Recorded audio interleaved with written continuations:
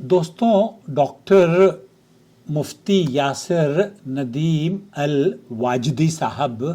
کسی تعریف کے محتاج نہیں، علمی حلقے میں معروف ہیں۔ ان کی خدمات بھی لوگوں کو پتہ ہے کہ ایک خاص مکتب فکر سے جڑ کر اس کی پروموشن کے لیے کام کرتے ہیں، اس کو پرموٹ کرتے ہیں اور اسی نظریے کو صحیح سمجھتے ہوئے لوگوں کو اسی سے جوڑنے کی کوشش یا اسی سے جوڑنے کی دعوت و تبلیغ بھی سوشل میڈیا پر بڑے زور و شور سے کرتے ہیں۔ گزشتہ دنوں شمائل ندوی صاحب کی ڈیبیٹ میں بھی ان کو دیکھا گیا، اور اب جب میں کچھ ویڈیوز ان کی نظر سے گزری جس میں وہ یہ کہتے ہیں کہ جناب ایک انجینئر علی مرزا صاحب کے کسی اسٹوڈنٹ سے وہ گفتگو کر رہے ہیں اور وہاں 4 اماموں کو برحق ثابت کرنے کی کوشش کر رہے ہیں، اور وہ اپنی اس گفتگو میں ایک حدیث بیان کرتے ہیں، اور حدیث بھی وہ حدیث جسے نبی کریم صلی اللہ علیہ وسلم کی طرف منسوب کرنا کسی بھی اہل علم کی شایع نشان نہیں ہے۔ بغیر تحقیق کے اگر آپ گفتگو کرتے ہوں مفتی ڈاکٹر یاسر ندیم الواجدی صاحب، تو مجھے امید ہے کہ آپ اس کی اصلاح کر لیں گے، کیونکہ یہ چینل اس سے پہلے بھی مفتی طارق مسعود صاحب کی کئی احادیث وہ غلط بیان کر دیتے ہیں، جھوٹی احادیث پیش کر دیتے ہیں۔ اسی طرح کی گفتگو آپ بھی کرتے ہوئے اپنی ایک ویڈیو میں نظر آئے ہیں، جس میں آپ نے بیان دیا ہے Mufti Yasir Nadeem Alwajidi versus student of engineer Ali Mirza, question about following the 4 امام۔ اور اس میں آپ، یا میں اپنے ویور سے مخاطب ہوں، آپ سے کیا مخاطب ہوں گا، کیونکہ شاید جو بڑے لوگ ہوتے ہیں نا دوستوں، مفتی طارق مسعود صاحب کو میں نے بتایا تو انہوں نے مطلب اس بات کا تو اقرار کر لیا کہ وہ جھوٹی حدیث بیان کری تھی، لیکن مجھ پر طنزیہ جملے کرتے رہے۔ ایسا نہیں ہونا چاہیے تھا، سیدھی سچی بات کرتے، کہتے کہ بھائی محمد عاقل صاحب آپ کا شکریہ، آپ نے کم از کم اللہ کے رسول صلی اللہ علیہ وسلم کی حدیث کے مطابق من کذب علی متعمدا فلیتبوأ مقعدہ من النار، تو ایک جرم تھا، ایک بڑا گناہ تھا، اور اس سے آپ نے مجھے بچا لیا، مجھے توبہ کی توفیق ہوئی، تو آپ کو من لم یشکر الناس لم یشکر اللہ کے تحت شکریہ ادا کرنا چاہیے تھا۔ یہی امید میں مفتی یاسر ندیم الواجدی صاحب سے بھی کروں گا۔ وہ کیا کہتے ہیں سنیے۔ اس کے اوپر مسلمانوں نے اجماع کر لیا، اس کے اوپر مسلمانوں نے اجماع کر لیا، یعنی کہ ائمہ کی تقلید کے اوپر۔ اوکے،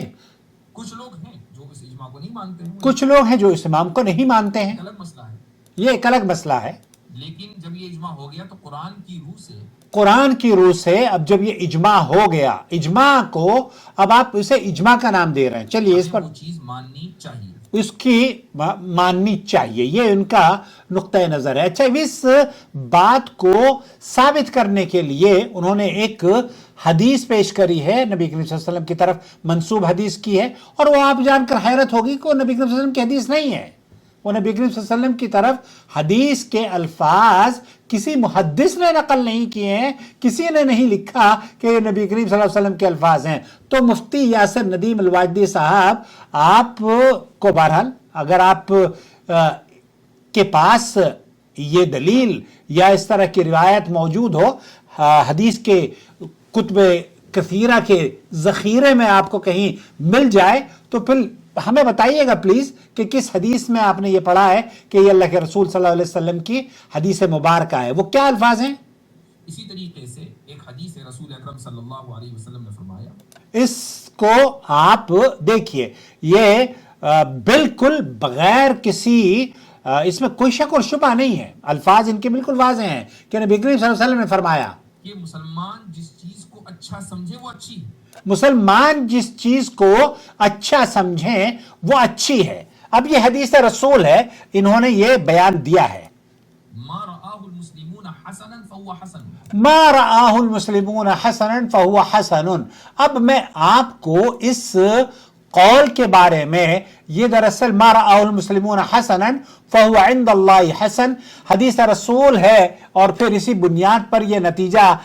مفتی صاحب ڈاکٹر صاحب نے نکالا ہے۔ چونکہ امت نے چاروں ائمہ کو قبول کیا ہے، لہذا کسی ایک امام کی تقلید لازم ہے۔ یہ گفتگو بظاہر دل نشین معلوم ہوتی ہے، بہت خوبصورت انداز میں مفتی صاحب جواب دیتے ہیں، مگر جب اس کی آپ تحقیق کریں گے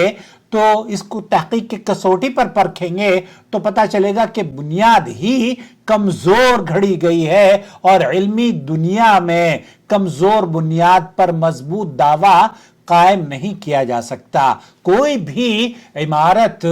اگر کمزور بنیاد پر کھڑی کی جائے گی اور دھڑام سے گر جائے گی۔ سب سے پہلے اصل روایت کی حقیقت واضح کر لیجئے۔ یہ الفاظ صحابی رسول صلی اللہ علیہ وسلم عبداللہ ابن مسعود رضی اللہ تعالی عنہ سے منقول ہیں، نہ کہ براہ راست نبی کریم صلی اللہ علیہ وسلم کے۔ وہ الفاظ کیا ہیں؟ عن عبداللہ ابن مسعود قال ما رأى المسلمون حسنا فهو عند اللہ حسن وما رأى المسلمون سيئا فهو عند اللہ سيئا۔ جس طریقے سے بہت سارے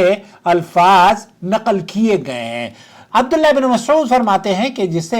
مسلمان اچھا سمجھے وہ اللہ کے نزدیک بھی اچھا ہے، اور جسے مسلمان برا سمجھے وہ اللہ کے نزدیک بھی برا ہے۔ تو اس جملے کو، جو آدھا جملہ ہے نا کہ جسے مسلمان اچھا سمجھے وہ اللہ کے نزدیک بھی اچھا ہے، یہ مفتی واجدی صاحب نے اس پر عمارت کھڑی کری ہے۔ یہ روایت مسند احمد میں موقوفاً وارد ہوئی ہے۔ اس کا مکمل سیاق یہ ہے کہ اللہ تعالیٰ نے بندوں کے دلوں کی طرف نظر فرمائی، محمد صلی اللہ علیہ وسلم کا دل سب سے بہتر پایا، پھر صحابہ کے دل بہترین پائے، پھر یہ جملہ ذکر فرمایا۔ سیاق اس کا خود یہ بتا رہا ہے کہ گفتگو صحابہ کے مقام اور ان کے اجماع کے بارے میں ہو رہی ہے۔ اہم نقطہ یہ ہے کہ یہ حدیث نبی کریم صلی اللہ علیہ وسلم کی مرفوع احادیث میں سے یہ مرفوع حدیث نہیں ہے، بلکہ موقوف اثر ہے، یعنی صحابی کا اپنا قول ہے، اسے نبی کریم صلی اللہ علیہ وسلم کی طرف نسبت کرنا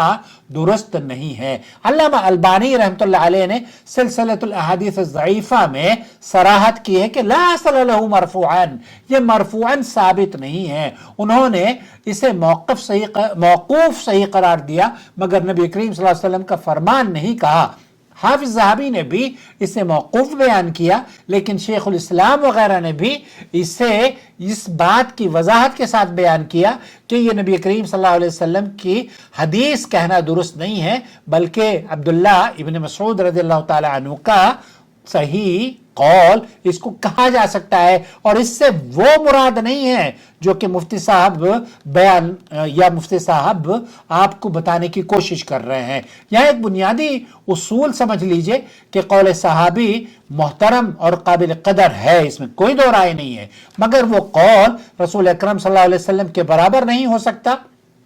اگر کوئی خطیب یا مقرر اسے قال رسول اللہ صلی اللہ علیہ وسلم کہہ کر پیش کرے تو یہ علمی امانت کے خلاف ہوگا۔ قول امتی کو قول رسول بنا دینا بڑی جرت کی بات ہے، کیونکہ دین میں نسبت کا باب نہایت ہی حساس ہے۔ اب سوال یہ پیدا ہوتا ہے کہ کیا یہ اس مفہوم کو دلیل بنایا جا سکتا ہے؟ جی ہاں، مگر اپنے دائرے میں کچھ اصولوں کے تحت اہل علم نے واضح کیا ہے کہ المسلمون سے مراد عام لوگ نہیں بلکہ صحابہ کرام رضوان اللہ علیہم اجمعین کا اجماع ہے۔ اسی سیاق میں بعض طرق میں خلافت ابو بکر رضی اللہ تعالیٰ عنہ کے انتخاب کا ذکر بھی آیا ہے۔ گویا یہ اجماع صحابہ کی حجت کا بیان ہے، نہ کہ ہر دور کے عوامی رائے کا، کہ جہاں آپ جس ملک میں رہ رہے ہوں اس مسلمان کسی بھی چیز کو اچھا سمجھتے ہیں تو وہ بھی سب اچھا ہے۔ ابھی میں آپ کو بتاؤں گا کیا کیا اچھا ہے۔ اگر اسے عام اکثریت پر محمول کیا جائے تو قرآن کریم میں اللہ تعالیٰ فرماتا ہے وَإِن تُطِعْ أَكْثَرَ مَنْ فِي الْأَرْضِ يُضِلُّوكَ عَنْ سَبِيلِ اللَّهِ، اگر آپ زمین میں بسنے والوں کی اکثریت کی بات مان لیں تو وہ آپ کو اللہ کے راستے سے بھٹکا دیں گے۔ قرآن خود اس بات کا اعلان کر رہا ہے کہ اکثریت معیار حق ہرگز ہرگز نہیں۔ لہذا اگر کسی ملک میں کسی خاص فقہی مسلک کی اکثریت ہو تو کیا وہی حق کا پیمانہ بن جائے گا؟ اگر کسی خطے میں ایک مخصوص مکتب فکر غالب ہو اور وہ بعض ایسے اعمال کو درست سمجھتا ہو جنہیں دوسرے علماء بدعت یا شرک کہتے ہوں، تو کیا صرف تعداد کی بنیاد پر کہ مسلمانوں کا ایک بڑا گروپ یہ کہتا ہے کہ جناب وہ مارعاہ عند المسلمون حسنا، وہ مسلمان جس کو اچھا سمجھتے ہیں تو وہ بھی عند اللہ حسن، وہ پھر اللہ کے یہاں بھی اچھا سمجھا جائے گا؟ ظاہر ہے کہ یہ اصول ہی خراب، آپ ہی اس کو کہیں گے۔ اگر آپ کہیں گے ہندوستان کے اندر یا پاکستان کے اندر بریلویوں کی تعداد زیادہ ہے احناف میں، دیوبندی اور بریلوی یہ ایک ہی مکتب فکر کی دو برانچز ہیں، ان برانچز میں بھی بریلوی مکتب فکر کے لوگ اگر آپ اعداد و شمار دیکھیں تو زیادہ ہیں انڈیا پاکستان میں، تو کیا قبر پرستی، نعت خوانی، میلاد النبی پر جشن منانا اور ماتم کرنا وغیرہ وغیرہ، یہ ساری کے سارے رجب کے کنڈے اور 11ویں اور پیران پیر، یہ سارے کے سارے پھر جو آپ کسی چیز کو بدعت نہیں کہہ سکتے، تو وہ مسلمانوں کا ایک بہت بڑا طبقہ ہے، وہ اسے اچھا سمجھ رہا ہے۔ جب وہ آپ نے ایک بنیادی ان کو فارمولا دے دیا کہ اگر مسلمان کسی چیز کو اچھا سمجھیں تو اللہ کے یہاں بھی وہ اچھا ہے، تو اب آپ یہ بتائیے کہ پھر بدعت کیا چیز ہے؟ بدعت سیئہ، اللہ کے رسول صلی اللہ علیہ وسلم نے فرمایا کل محدثۃ بدعہ وکل بدعۃ ضلالہ وکل ضلالۃ فی النار۔ تو اب آپ آئیے استدلال کی طرف، ہم اس کو لے کر چلتے ہیں۔ چاروں ائمہ کو امت نے قبول کیا ہے، اس میں تو کوئی دو رائے نہیں ہے، لیکن کیا ان کی ہر بات کو تسلیم کیا جائے گا؟ امام ابو حنیفہ رحمۃ اللہ علیہ کے شاگردوں نے خود امام ابو حنیفہ رحمۃ اللہ علیہ کی تقریباً 60-70% باتوں کا رد کیا ہے، اور یہ شاہد ہیں فقہی کتب، اس میں آپ دیکھ سکتے ہیں کہ صاحبین کا موقف کچھ اور ہے اور امام ابو حنیفہ رحمۃ اللہ علیہ کا موقف کچھ اور ہے۔ تو اس سے یہ پتہ چلتا ہے کہ کسی بھی امام کا موقف، ہم ان کی سب کی عزت کرتے ہیں، سب جلیل القدر ائمہ ہیں، اللہ ان کی خدمات کو قبول کرے، ان کی قبروں کو جنت کا باغ بنائے، لیکن استدلال کے لیے آپ کو یہ سمجھنا کہ جو بڑے مکتب فکر کے لوگ ہمارے ملک میں کر رہے ہیں اور اچھا سمجھ رہے ہیں، تو پھر امام صاحب نے یہ کیوں فرمایا اذا صح الحدیث فهو مذہبی، جب حدیث صحیح ہو تو وہی میرا مذہب ہے۔ امام مالک بھی یہی فرمایا کرتے تھے کہ ہر شخص کی بات لی بھی جا سکتی ہے، چھوڑی بھی جا سکتی ہے، سوائے رسول اکرم صلی اللہ علیہ وسلم کے۔ لہذا درست بات یہ ہے کہ دوستو، بھائی اور بہنوں، کہ عام آدمی اہل علم سے مسئلہ پوچھے گا، جیسے کہ شیخ صالح الفوزان نے بھی، میری ایک ویڈیو آ رہی ہے اس میں یہ بتایا ہے کہ تقلید ضروری نہیں ہے، آپ کو اتباع کی ضرورت ہے، قرآن و سنت کی پیروی کی ضرورت ہے، ائمہ کا احترام کیجئے۔ ائمہ کی تقلید، اندھی تقلید اگر آپ کریں گے تو پھر آپ گویا کہ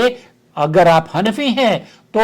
پھر شافعی اور مالکی اور حنبلی، وہ جو مکتب فکر ہے، غیر شعوری طور پر آپ اس کی تردید کرتے ہیں۔ اور تردید کیسے کرتے ہیں؟ میں نے دارالعلوم دیوبند کو خط لکھا کہ میں مکہ مکرمہ میں رہتا ہوں، دیوبندی ہوں، جدہ میں رہتا ہوں اور امام حرم کے پیچھے 1 رکعت نماز پڑھتا ہوں، مجھے کیا کرنا چاہیے؟ اصولی طور پر اگر یہ چاروں حق پر ہیں تو مجھے یہ بتائیے کہ کیا جواب آنا چاہیے تھا؟ یہی نا کہ جب یہ حق والے 1 رکعت نماز پڑھ رہے ہیں، آپ ان کے پیچھے 1 رکعت نماز پڑھ لیجئے۔ نہیں، یہ جواب نہیں آیا، بلکہ یہ جواب آیا کہ ہمارے مذہب میں 1 رکعت نہیں ہوتی، اس لیے آپ ان کے پیچھے نماز نہ پڑھیں۔ یہ اس زمانے کی بات کر رہا ہوں میں جب دیوبندی ہوا کرتا تھا، تو دیوبندی اسی لیے میرے الحمدللہ، کیونکہ آپ کا یہ دعویٰ خود بے بنیاد ہے کہ جہاں آپ ایک تو یہ کہنا کہ چاروں امام حق پر ہیں، چاروں اماموں کی کاوشوں کو اللہ تعالیٰ قبول فرمائے، لیکن کیا ہمیں ان چاروں ائمہ کے جو مذاہب بنائے گئے ہیں ان کی وفات کے بعد، وہ تو بری الذمہ ہیں، انہوں نے تو کب کہا کہ آپ ان کے مذہب پر چلیے؟ انہوں نے تو یہ کہا اذا صح الحدیث فهو مذہبی، جب صحیح حدیث مل جائے وہی میرا مذہب ہے، اور میرے قول کو دیوار پر دے مارنا، اگر یہ پتہ چل جائے، تمہیں یہ پتہ نہ چلے کہ میں نے کہاں سے لیا ہے اور کس کا یہ قول ہے۔ تو ائمہ رحمہم اللہ نے تو بہت خدمات انجام دی ہیں، اور انہوں نے یہی کہا ہے کہ آپ قرآن و حدیث پر عمل کریں، اور یہ بھی فرمایا ہے کہ انتی تقلید نہ کریں، اوزاعی کی تقلید مت کرنا، احمد بن حنبل کی تقلید مت کرنا، امام مالک کی تقلید مت کرنا، امام ابو حنیفہ رحمۃ اللہ علیہ، ان تمام ائمہ کی تقلید مت کرنا۔ کیا کرنا؟ آپ کو وہ کرنا جو کہ اللہ تعالیٰ فرماتا ہے اتبعوا ما انزل الیکم من ربکم ولا تتبعوا من دونہ اولیاء۔ تو خلاصہ کلام یہ ہے کہ ما رآہ المسلمون حسنا، یہ نبی کریم صلی اللہ علیہ وسلم کی حدیث نہیں ہے، یہ عبداللہ ابن مسعود رضی اللہ تعالی عنہ کا قول کئی محدثین نے، اسے ائمہ نے نقل کیا ہے، لیکن یہ بڑی جرت کی بات ہے جو کہ ڈاکٹر واجدی صاحب نے کہا کہ یہ نبی کریم صلی اللہ علیہ وسلم کی حدیث ہے۔ میں سمجھتا ہوں کہ شاید وہ تقریر کرتے ہوئے ان کی زبان سے نکل گیا ہوگا، اور اصلاح کر لیں اللہ کے لیے۔ جب آپ اصلاح کر لیں تو ایک چھوٹا سا ویڈیو اپنے چینل پر ضرور نشر کریں، اور میرا شکریہ ادا آپ کرنا چاہیں تو کر دیں، لیکن کم از کم اس موقف سے رجوع کر لیں کہ یہ نبی کریم صلی اللہ علیہ وسلم کی حدیث ہے، یہ حدیث نہیں ہے۔ اللہ کے رسول صلی اللہ علیہ وسلم کی طرف منسوب کرنا اس قول کو درست نہیں ہے جو کہ آپ نے پیش کیا ہے، اور وہ ہے ما رأى المسلمون حسنا فهو عند اللہ حسن۔ اس قول کو اکثر جو لوگ ہیں بلا تحقیق یہ کہہ دیتے ہیں کہ یہ قول نبی کریم صلی اللہ علیہ وسلم کا ہے، بلکہ ائمہ امام ذہبی وغیرہ نے اس کو بیان کر کے لکھا ہے کہ یہ کہنا کہ نبی کریم صلی اللہ علیہ وسلم کا قول ہے یہ درست نہیں ہے۔ ابن تیمیہ رحمۃ اللہ علیہ کہتے ہیں کہ یہ عبداللہ ابن مسعود کا قول ہے، الذہبی کہتے ہیں کہ یہ موقوف روایت ہے، شیخ البانی کہتے ہیں کہ یہ عبداللہ ابن مسعود کا قول ہے۔ اسی طریقے سے اکثر اہل علم کا یہی موقف ہے۔ مجھے امید ہے اگر آپ کے پاس اس کی کوئی دلیل ہو کہ یہ نبی کریم صلی اللہ علیہ وسلم کی حدیث ہے تو براہ کرم اسے پیش کیا جائے، اور اگر یہ حدیث نہیں ہے اور آپ کو اس ناچیز کی ویڈیو سے یہ تنبیہ یا یہ اطلاع آپ تک پہنچ گئی ہے تو رجوع کر لیجیے، اللہ تعالیٰ آپ کی توبہ کو قبول فرمائے۔ تنگ نظری کا معافی چاہوں گا، تنگ نظری کا مظاہرہ مت کیجیے، اور کشادگی سے، فراخ دلی سے، اور دلوں میں وسعت اور محبت پیدا کر کے قرآن و سنت کی طرف لوگوں کو دعوت دیجیے۔ کسی خاص مکتب فکر کی آپ اگر دعوت دیں گے تو اس خاص مکتب فکر میں کمیاں ہو سکتی ہیں، لیکن جس چیز میں کمی نہیں ہے وہ ہے اللہ کی طرف سے نازل کردہ دین میں۔ اللہ تعالیٰ مجھے اور آپ کو اسی دین پر قائم رکھے۔ السلام علیکم ورحمۃ اللہ وبرکاتہ۔ آپ کو میری ویڈیو سے اختلاف کا حق حاصل ہے، ادب اور شائستگی سے اسے آپ درج بھی کر سکتے ہیں۔ اپنا بہت خیال رکھیں۔ آپ کا بھائی محمد عاقل جدہ سے، مملکت سعودی عرب۔